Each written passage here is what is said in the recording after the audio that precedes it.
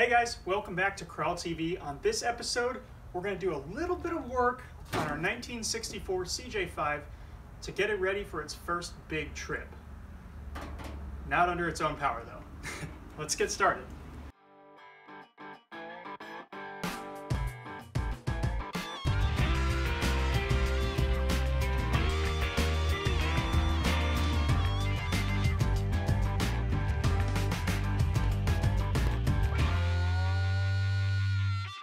No, don't get too excited yet. We're not working on the Willys project until we get it to its final spot because I don't want to start a project and then have to ship it in a bunch of pieces. We're actually going to take this Jeep all the way down to Florida. But I am going to do a couple of small things to this. It got so cold this winter that the Jeep froze up. And I don't mean froze up, I mean froze, like an ice cube. I think there's water in the diffs and in the transfer case, maybe even the little T90 transmission, but this Dana 18 transfer case I know has water in it because it wouldn't shift until it thawed out. When it thawed out, you can shift it with one finger, but I'm not sure how much water is in this. I've got a 3/8 drive ratchet to pull the drain plug, and let's take a look at this nasty fluid.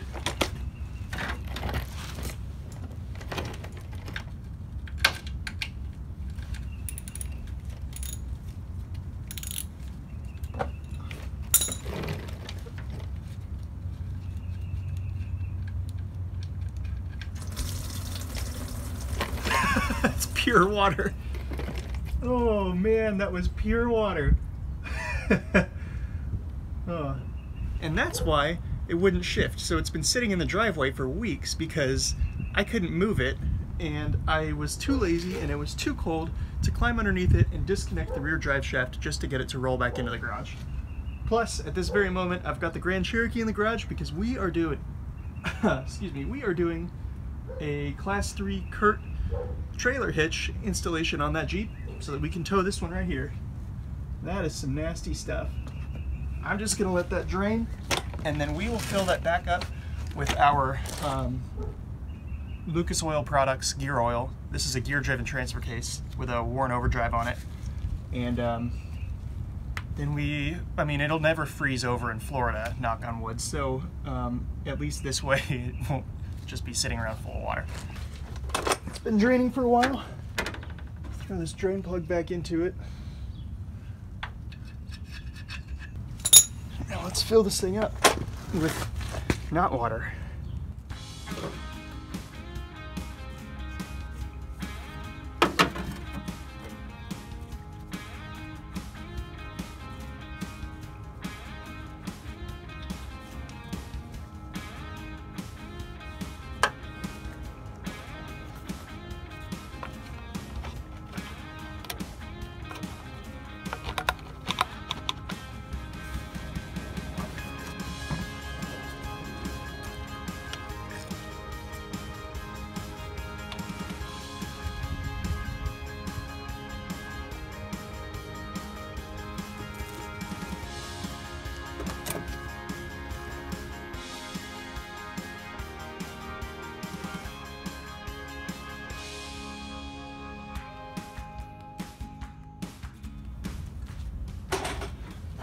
Okay, now I'll throw this fill plug back in.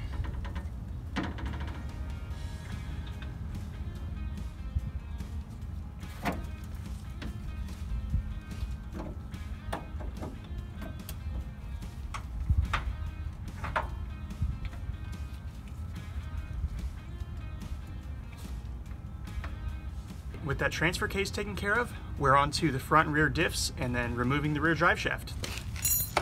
Okay. Normally I don't use air tools on the channel just because I hate it when the compressor kicks on when I'm in the middle of talking. But in this case, I don't have a lot of time to waste because I've got a lot to get done today. I am going to use a 3/8 impact, and we'll just zip this diff cover off. I've got new RTV to seal it back up once we're done. A good sign that this could have water in it though is if you can see right here is an axle breather where normally there would be a hose connected. Actually, no, I take that back. On this one, the breather is directly on the diff cover, so still a pretty good chance. Let's take a look.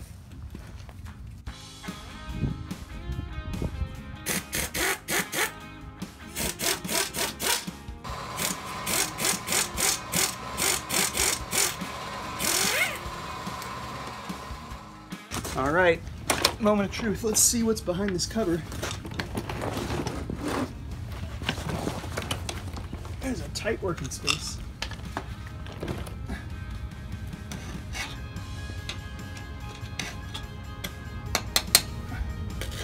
Sounds weirdly hollow.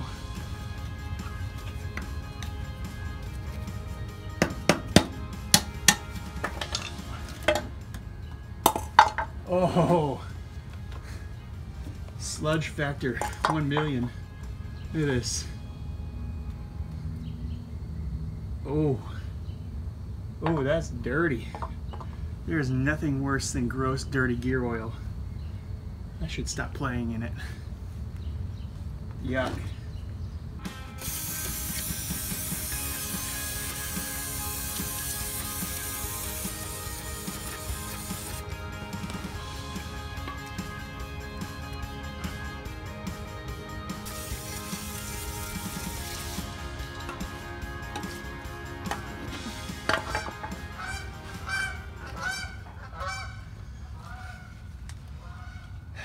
Geese are doing a flyby.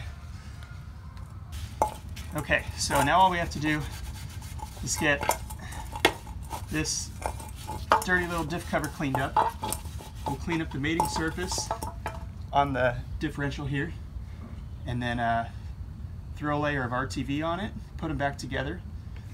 And like I said, I thought this was just a cut breather hose, but the breather is actually, it's got a breather cap right here on the diff cover. So we'll just get this cleaned up as best we can, and then top it off with some Lucas oil that will surely do better than that chocolate pudding that was in there.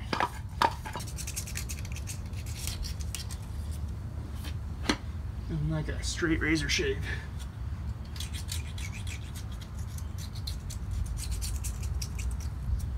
Okay, mating surfaces are cleaned up. Now we can apply some RTV. Look at how this dried in the tube though. That's with the cap off. So I'll get rid of that. Hopefully there's still some liquid RTV in here. It should still be okay. It's squishy in my hand, but I'm gonna have to puncture it with something because even just there inside of the cap, it's still solid. Okay, we got a good even flow there.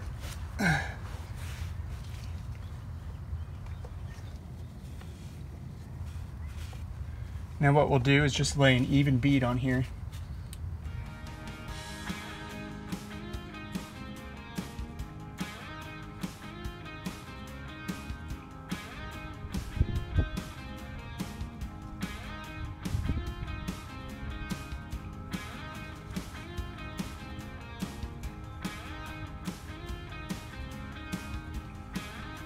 If you guys remember on the JK, we bought lube blocker gaskets, and those are reusable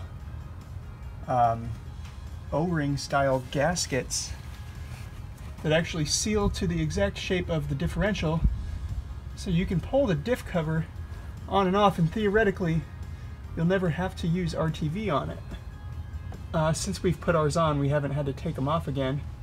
We will have to do some regular maintenance and pull them off soon enough, and if we ever re-gear or anything, they'll obviously come off.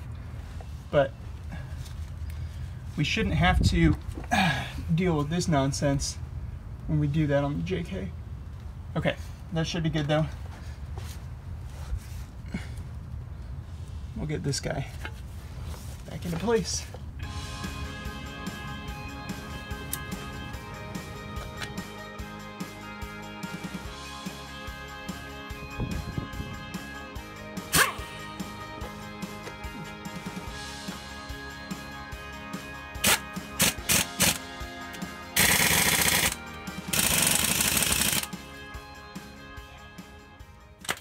All right, now we can fill this thing up with fluid. I'm gonna let it dry for a minute, so let's get started on the back one, and then once this RTV sets for just a minute, then I'll dump some gear oil in it. As you can see, Couple things to note about this rear end. It is a little bit bigger than the front. The front is a Dana 25, I believe. This is a Dana 44, but something glaringly obvious if you look at this rear axle is that the pumpkin is actually offset significantly to the passenger side because of the way the Dana 18 transfer case output is. It runs both drive lines off the passenger side, and on the center line of that transfer case is where the Warn overdrive system is. So it's a little bit different than your normal drive line. Another thing is that this rear end looks like somebody has possibly messed with it. I don't know how recently. Obviously this Jeep is pretty dang old, but it's got blue RTV coming out around the diff cover. We'll bust into it and see how bad this one looks. Either way, it's gonna get changed. It's got a long way to go, and I will not trust whatever that is in there. So let's rip this thing off. Ugh. This is even tighter working space than the front.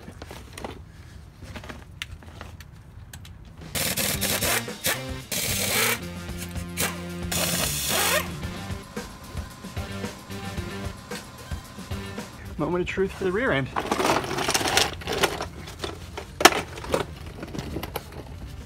Oof. Dang Harbor Freight tools. My dead blow broke. Oh well.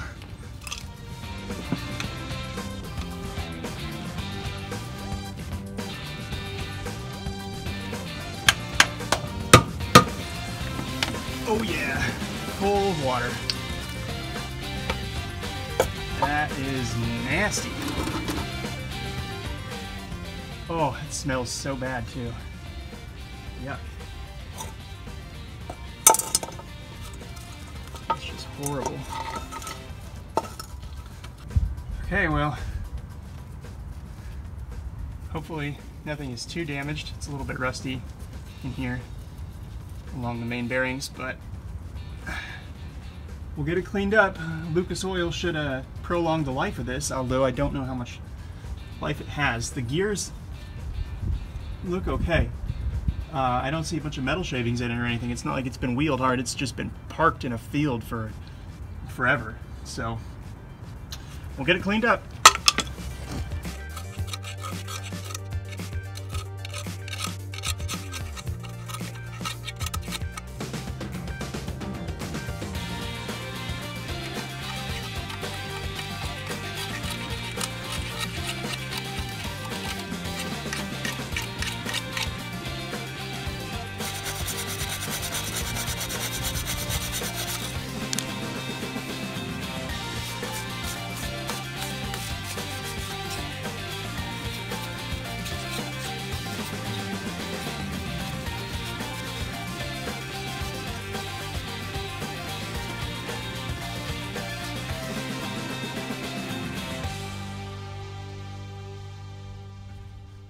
Oh boy, I'm gonna have just enough RTV, I think.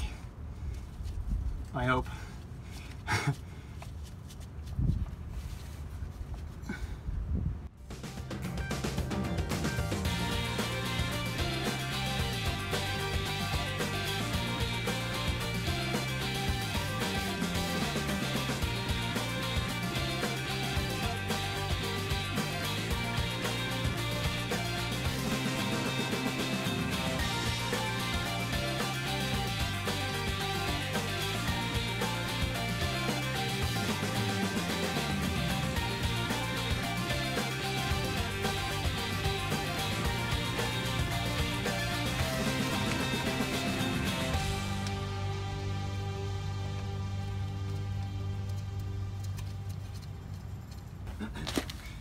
Alright, so while we give that front and rear differential just another minute to vulcanize before we fill it with gear oil, we're going to go ahead and pull the rear drive shaft out of this Jeep. When we tow it down to Florida, the front end of it is going to be off the ground. It's going to be towed behind the Grand Cherokee, and the rear end is really the only one that's going to continue spinning and heating up. If we pull the rear drive shaft, it keeps that basically that spinning motion, that transfer, from going forward up the drive shaft to the transfer case, overdrive, and transmission. Since all this stuff is pretty old and we don't want it turning unnecessarily, the best move is to just pull that one piece out of there so that it's ready to roll. Let's do it.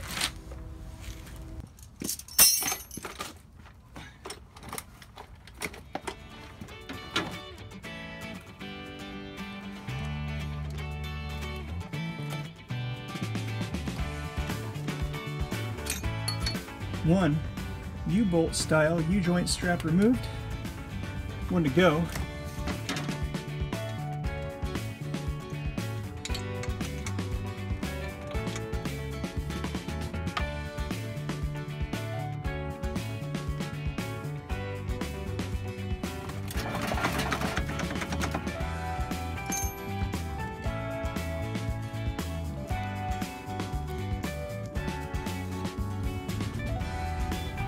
It's all so dirty. All right, and here's the strap. The front end of this rear drive shaft only had 2 nuts holding it on, so that's not good.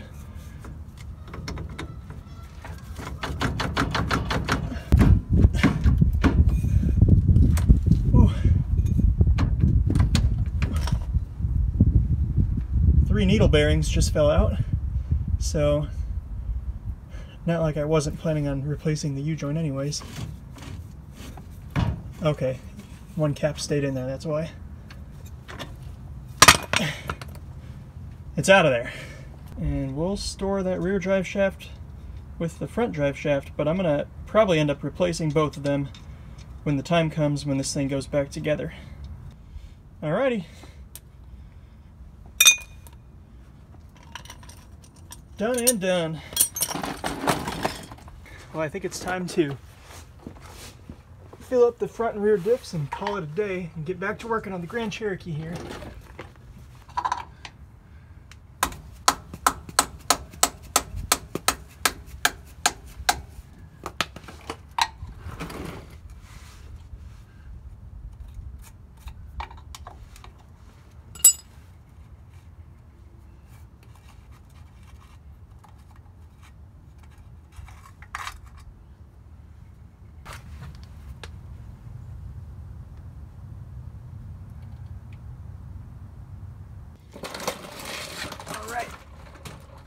That's full.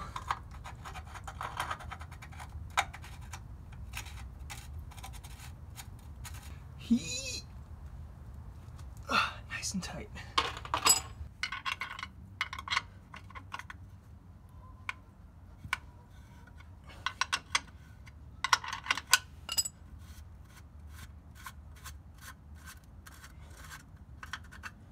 Now this is going to be really fun. There's like nowhere to fill this thing. I don't have a pump or the correct size funnel. So many holes in the floor, I wish I could just pour it from the top.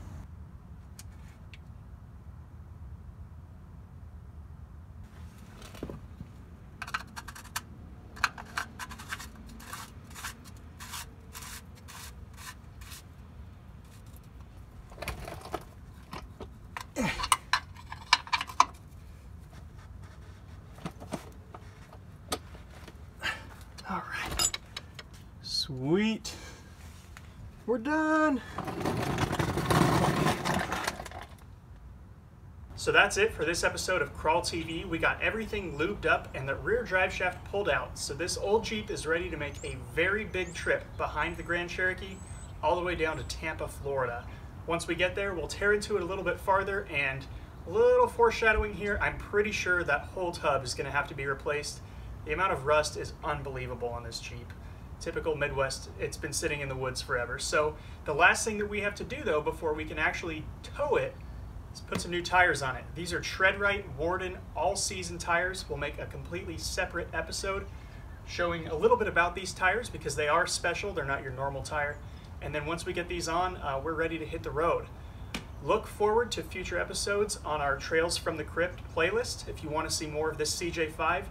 And check out our other social media platforms, our website, www.crawltv.com, and we will see you guys next time right here on Crawl TV. Peace!